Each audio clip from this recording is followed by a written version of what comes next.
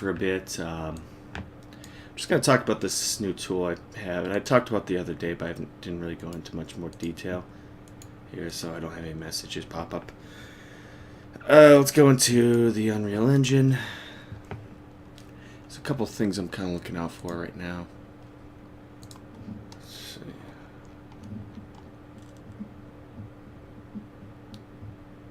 Nope.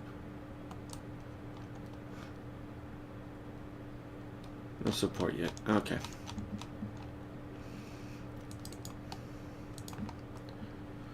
So, just picked up this little plugin here, worth mentioning. Sorry.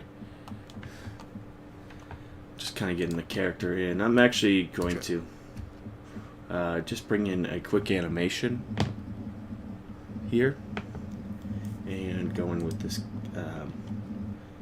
I'm not going to render it yet because it's probably not smart to render while you're streaming. There's too many bugs, and I don't have a powerful graphics card enough to do these kind of scenes in the Unreal Engine. And well, maybe we'll see.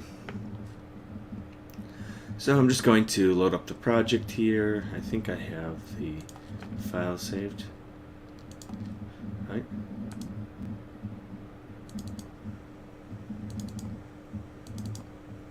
Tesla pilot, that's it. Okay.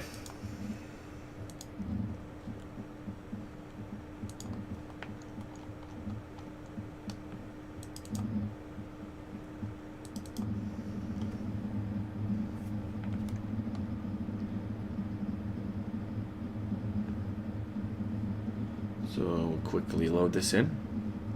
So the plugin I got was called Cinematographer Lite. There's a Lite and Pro version. I got Lite just to test it out. So it kind of has a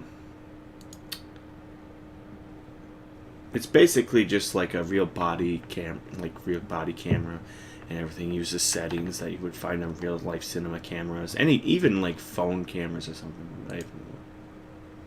Oh, I should look into that. Okay. So actually I'm gonna hide this because this was my little test here, and I found this one. So what it is just it gives you a body and a lens here, and it kind of goes through various settings. So the lens, I'm just going to do a 47. There we go. They have all these little settings here. So my focal length is. They actually have auto exposure on, and they recommend people doing or if you're new, to turn on auto exposure, I guess. But most of the time, when it comes to like auto exposure in Unreal, I always turn it off and set everything manual because you don't have complete control. And not only that, but there's certain things where it's just going to brighten everything up, and you have no control. Your lighting, sometimes it's really off, I think. And a lot of it can be found in your camera, or you could do it in your post-process where you can just manually set everything.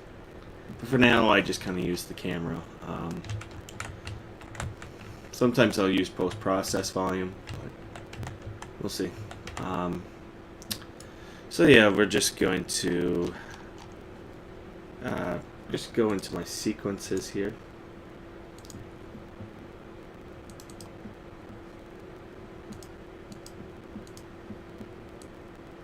So I just got to go in and do a couple changes here. Yeah, there's ISO grain, which you'll find a lot of real life settings here. I usually turn off auto grain because if your lighting's really off, it's just going to produce this grain that you would find in like handling a real life camera. But we can actually cheat. You can, unlike life, you can go in and actually set your exposure. So you can just do this, and if it doesn't work, you can just simply cheat. So when in doubt, just cheat.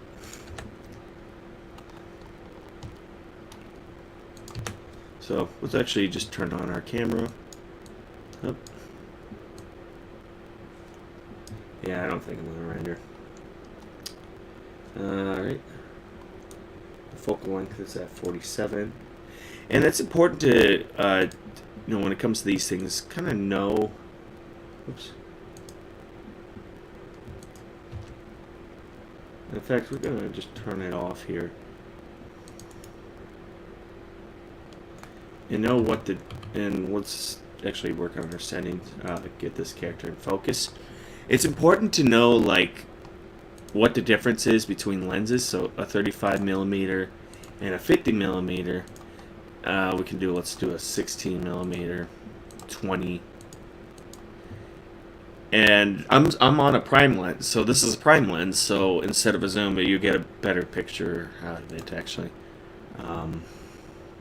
There's a great video that shows you the difference between prime and zoom lenses.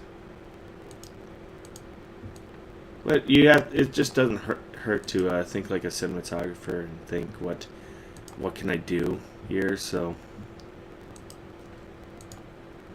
there you go. Yeah, it even gives you a limitation like how far you can focus. So I'm on a 50mm, so this is a 50mm fix. So if we just pull the camera back out,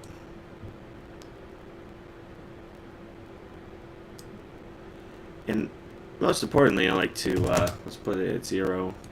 I like to keep characters in eye level. Maybe I'll have a character slightly look up, but that's up to you. Like, it depends on like what the scene is. But for most talking scenes, I like to keep everything simple. I like to just do a simple, you know, you can just use the grid here as a reference. I like to keep it on a lot. I can do it without the grid, but I just like to keep everything in line.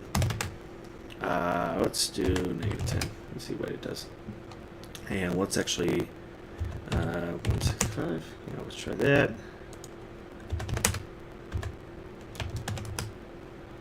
Here we go. And let's actually just I need to keep the lighting just right. So I need to go into my camera. We're going to cheat again.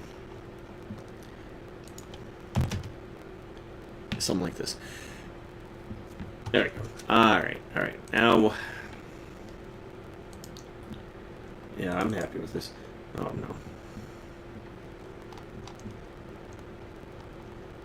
So let's just put the camera in. And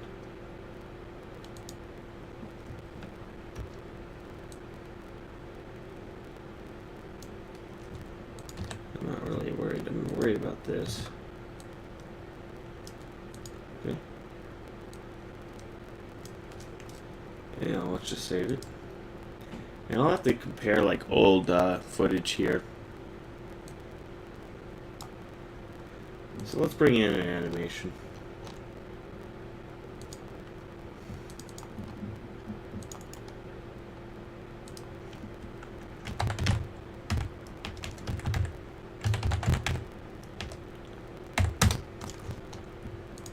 But you can tell a couple things I've done. Like one is the lighting. I like to keep everything like a pretty nice. I have the character stand out a couple times, just compared to the background, just a couple steps higher. This is just your basic 3-point lighting setup you see in a lot of films. You have a key fill. I didn't have really much of a back because it doesn't. Well, I can actually. No, I don't need a back. I just have a key and a fill, basic, and a little bit of a back. Or sorry, I did have a little bit of a back, but not too much. Something like this will work fine.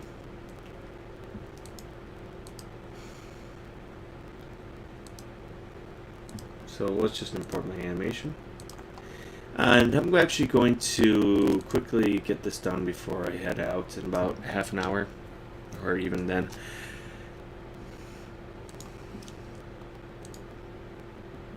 So I'll give you guys the link to the site here for the camera lens if anyone wants it and wants to work in Unreal.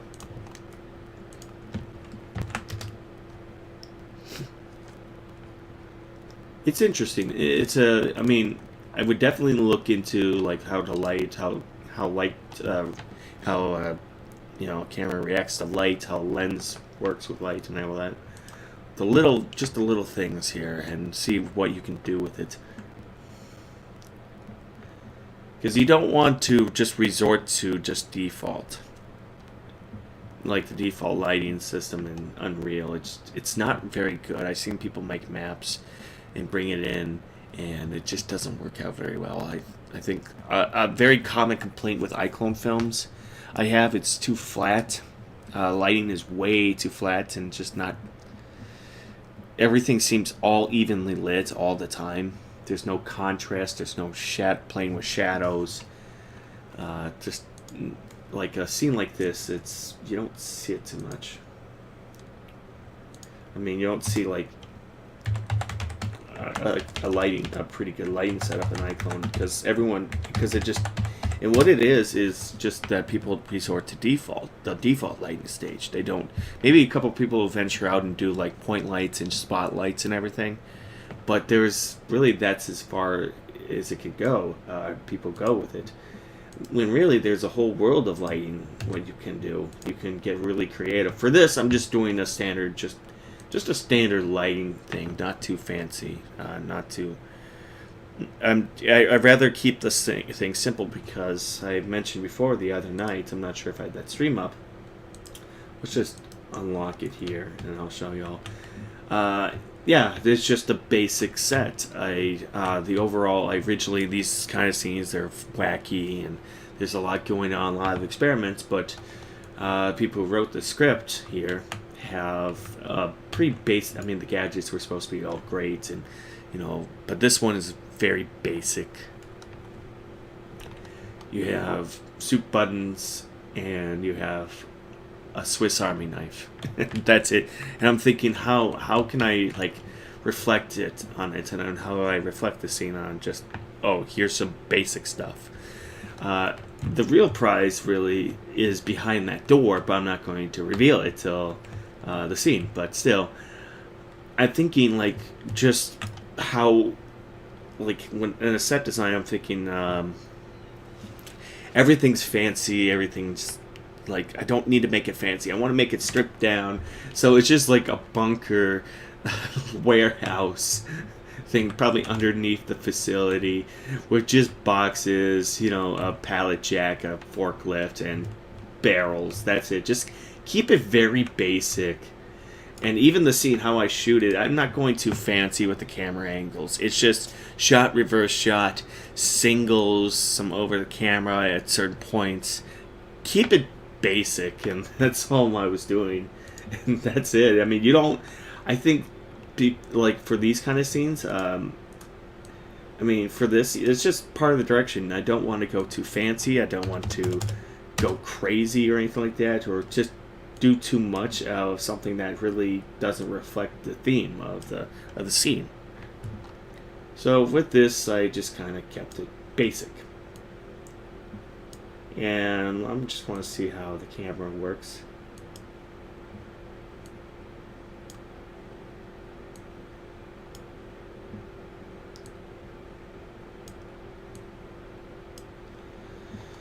Alright, so let's put him at 0. And let's put, well, okay, so I'll probably put him... Huh. Something's wrong.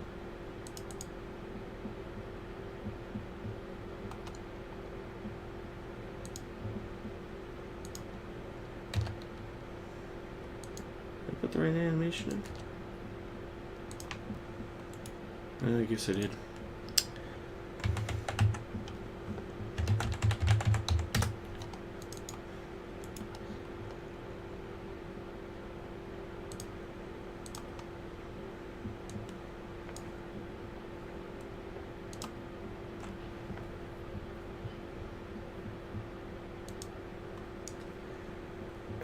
If anything, I have the Motion Plus file. I can just re-import it again. 1 second, sorry. But yeah, I just kind of kept the scene as basic as I can, just simple, tells the story, and then once I revealed the main prize behind the door, that's when things get interesting. That's when the camera will become a little more dynamic, but it's fairly simple and to the point, and that's how I want to aim for it. And a lot of talking scenes, I think, I've seen iCloners swing the camera around wildly when they really don't need to. Or people kind of try to be too fancy with it. If two characters are talking, people just want to focus on the people talking, not all the fancy prizes and all that. Just your camera and your fancy light. You really don't need to do that. Oh. My bad. I selected the wrong file.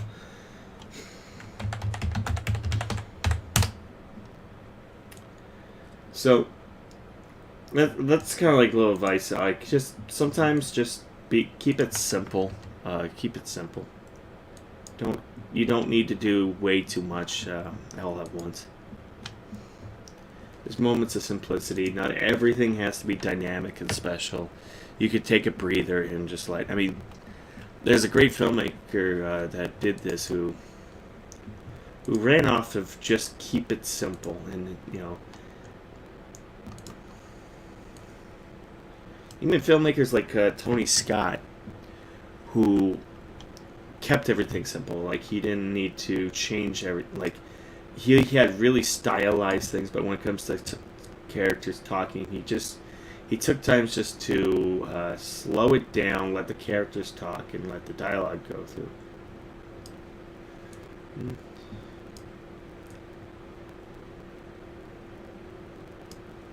So you want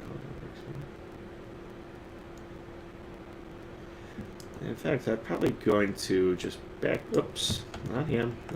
He has the good lighting. Lights on him. I want to move my camera.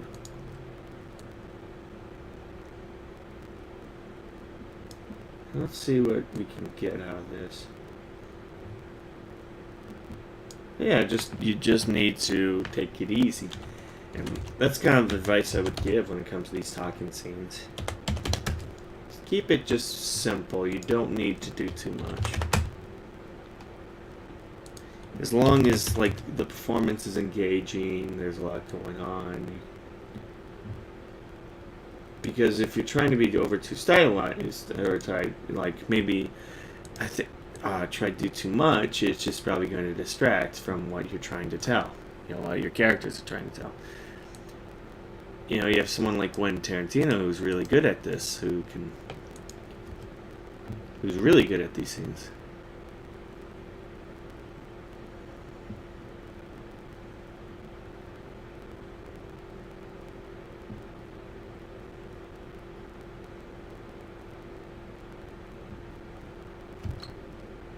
And then I'll probably... What's the aperture on this thing?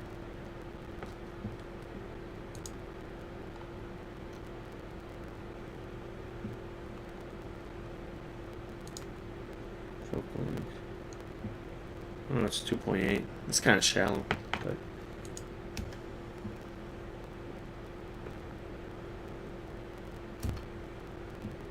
I want to make it. Let's make it 4. There we go. And then, when in that, let's go back to cheating.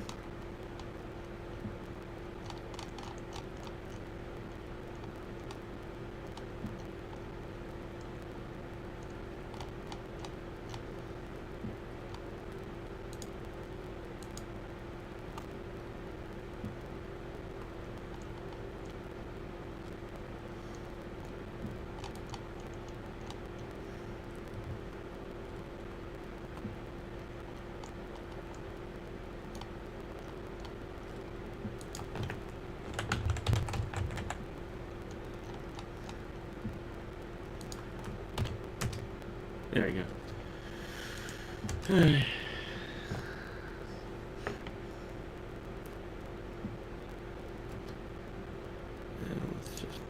let's go back to our camera.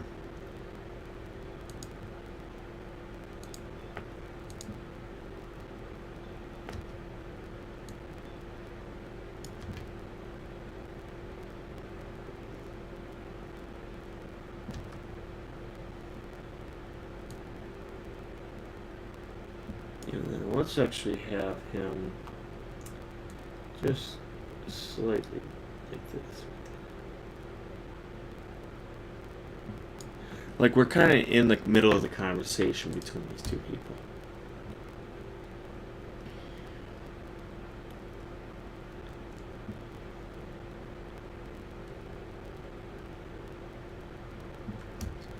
Okay, that works. And let's bring in the visuals here.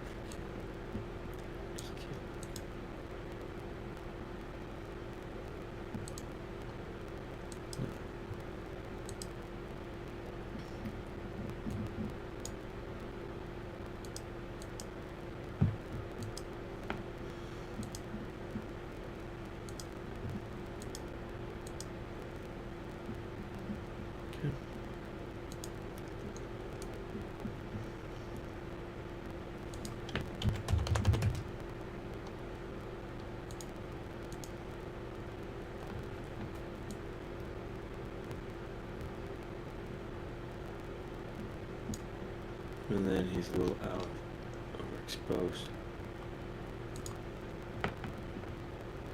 Let's go with that.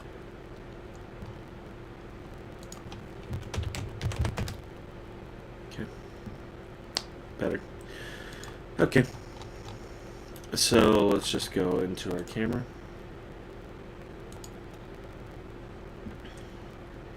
Yeah, might need to like pull. Yeah, let's get that out of the way.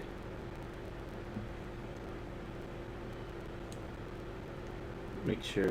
And this is, you know, the focus plane here is pretty useful. I would recommend people just to give you guys a visual image and what to do. Because he kind of moves back and forth. And sometimes you're going to have to, like, pull. And what we used to do, like in school, when we had to manually focus, is we would make like markers, like when characters, so when we have people walk in front and we would mark it down and be at their place. That way it's a bit easier. You know, it's somewhat, that's how I kind of see it when I do this. I kind of just slightly adjust.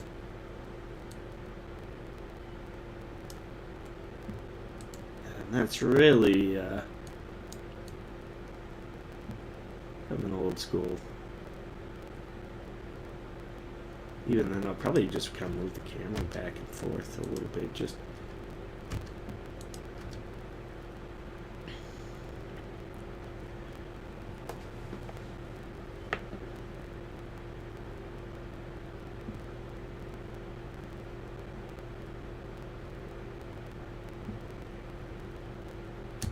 you know, when he kind of moves, that's when the camera. I think the camera will just slightly. Oops, sorry. It's going to be the Y. Just slightly move over.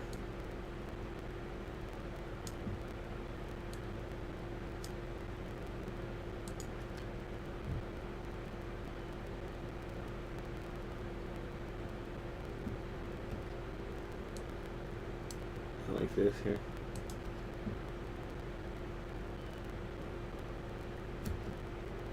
And then, but I also will. Oops. Not even that. I'll probably go. Let's go in the rotation. And let's change the pitch.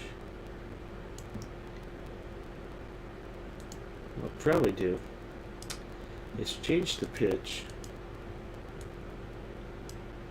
slightly down.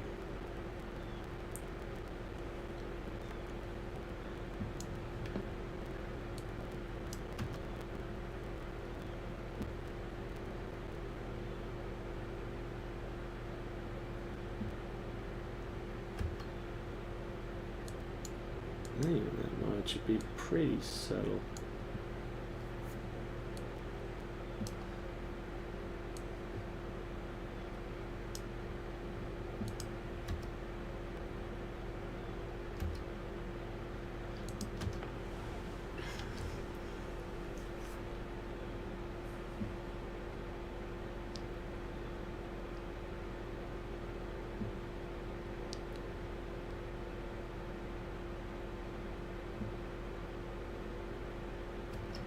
yeah, pretty subtle movements here.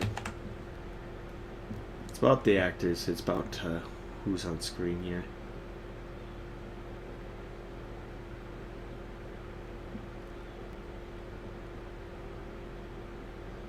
So.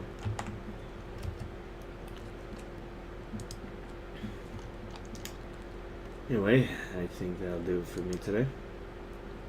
I'll be kind of going back and forth working on this project. Probably gonna spend at least like the whole New Year's weekend. See how far I can go.